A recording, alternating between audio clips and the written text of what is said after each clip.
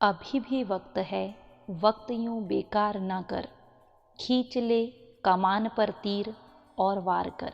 ज़्यादा से ज़्यादा निशाना चूक जाएगा, जीतना है अगर कोशिशें 100 बार कर। दोस्तों, आज की हमारी कहानी का शीर्षक है समय की कीमत।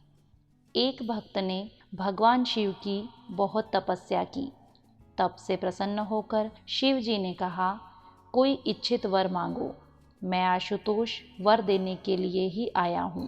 भक्त ने दंडवत प्रणाम कर कहा, प्रभो, मैं तो आपके दर्शन से ही कृतार्थ हो गया।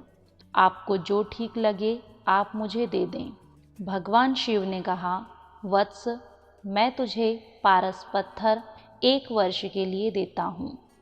तुम जितना चाहो लोहे से सोना बना सकते हो। वर्ष पूरा होने पर मैं इसे लेने आऊँगा।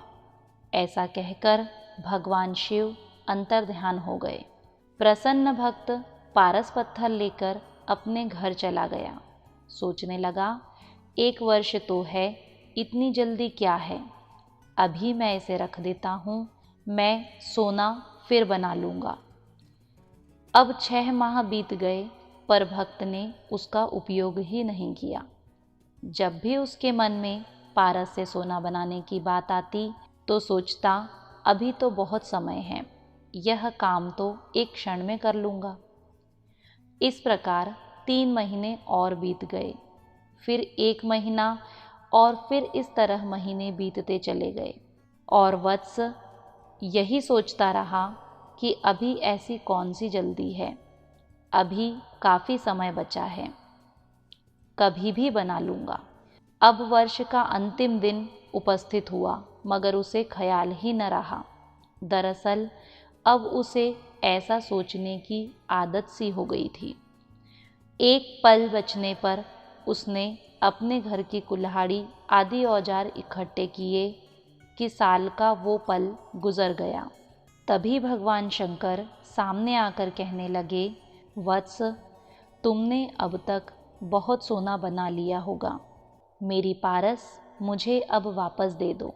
वत्स विनती कर कहने लगा, प्रभो, मुझे 1 क्षण का समय दे दीजिए, फिर ले जाइएगा। शिव ने कहा, नहीं वत्स, तुम्हारा समय पूरा हो गया। यह कहकर भगवान ने पारस लिया और अंतर्ध्यान हो गए। अब भक्त ठगासा खड़ा रह गया। आलसी और समय की कीमत न जानने वाला वत्स पारस के होते हुए भी कुछ न कर पाया। हाँ दोस्तों, वक्त भी कहता है, मैं फिर न आऊँगा, क्या पता मैं तुझे हंसाऊँगा या रुलाऊँगा। जीना है तो इस पल को ही जी ले, क्योंकि इस पल को मैं अगले पल तक ना रोक पाऊँगा।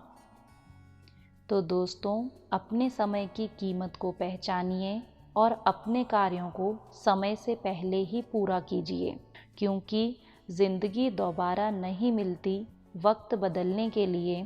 वक्त सबको मिलता है ज़िंदगी बदलने के लिए। दोस्तों, ऐसी ही कुछ मोटिवेशनल लाइंस हमारे जीवन को बदल सकती हैं।